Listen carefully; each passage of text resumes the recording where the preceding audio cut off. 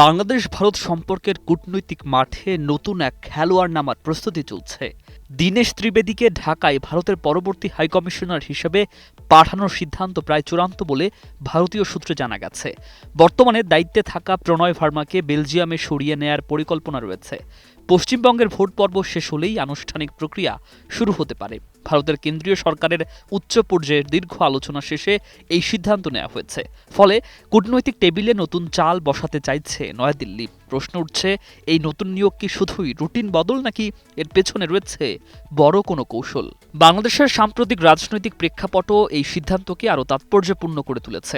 শেখ হাসিনা ক্ষমতাচ্যুত হওয়ার পর মোহাম্মদ ইউনূসের নেতৃত্বে অন্তর্বর্তী সরকার গঠনের শুরু থেকেই দিল্লি ঢাকা সম্পর্কে কিছুটা শীতলতা দেখা যায়। ফেব্রুয়ারি নির্বাচনের পর বাংলাদেশ জাতীয়তাবাদী দল ক্ষমতায় আসে এবং তারেক রহমান প্রধানমন্ত্রীর দায়িত্ব নেন।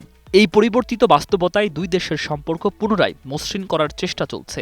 ভারতের ধারণা, দীনেশের মতো রাজনৈতিকভাবে অভিজ্ঞ ও সাংস্কৃতিকভাবে দক্ষ একজন প্রতিনিধি এই জটিল সময়ের গেম চেঞ্জার হতে পারেন। দীনেশ ত্রিবেদীর সবচেয়ে বড় শক্তি হিসাবে দেখা হচ্ছে তার সংস্কৃতিমনা বঙ্গভাষী পরিচয়। ঝরঝরে বাংলা বলা, রবীন্দ্রনাথ ঠাকুর ও কাজী নজরুল ইসলামের সাহিত্য সংস্কৃতিতে দখল এবং দুই বাংলার সাংস্কৃতিক আবহ সম্পর্কে গভীর জ্ঞান, সব মিলিয়ে তিনি কেবল একজন কূটনৈতিক নন, বরং এক সফট পাওয়ার প্রতিনিধি। সেতার বাদক হিসাবেও তার দক্ষতা রয়েছে। দিল্লি মনে করছে, রাজনৈতিক টানাপোড়েনের মাঝেও সাংস্কৃতিক সেতু বন্ধন তৈরি করে সম্পর্ককে নতুন সুরে বাঁধতে পারেন তিনি। তাই এই নিয়োগে শুধু প্রশাসনিক নয়, প্রতীকী বার্তাও লুকিয়ে আছে। দীনেশের রাজনৈতিক জীবনও বহুমাত্রিক। গুজরাতি পরিবারে জন্ম হলেও তার বেড়ে ওঠা ও রাজনীতি মূলত পশ্চিমবঙ্গ কেন্দ্রিক। কলকাতার সেন্ট জেভিয়ার্স কলেজ থেকে স্নাতক এবং টেক্সাস বিশ্ববিদ্যালয় থেকে MBA করার পর তিনি কংগ্রেস জনতা দল হয়ে মমতা বন্দ্যোপাধ্যায়ের তৃণমূল কংগ্রেসে গুরুত্বপূর্ণ ভূমিকা পালন করেন। পরে মনমোহন সিং সরকারের মন্ত্রী ও রেলমন্ত্রী হন। রেল ভাড়া বৃদ্ধি নিয়ে বিরোধের জেরে মমতার সঙ্গে দূরত্ব তৈরি হয়। 2019-এ পরাজয়ের পর 2021 সালে তিনি ভারতীয় জনতা পার্টিতে যোগ দেন। এই রাজনৈতিক যাত্রাপথই তাকে করে তুলেছে বহুমাত্রিক ও বাস্তববাদী একজন কূটনৈতিক খেলোয়াড়।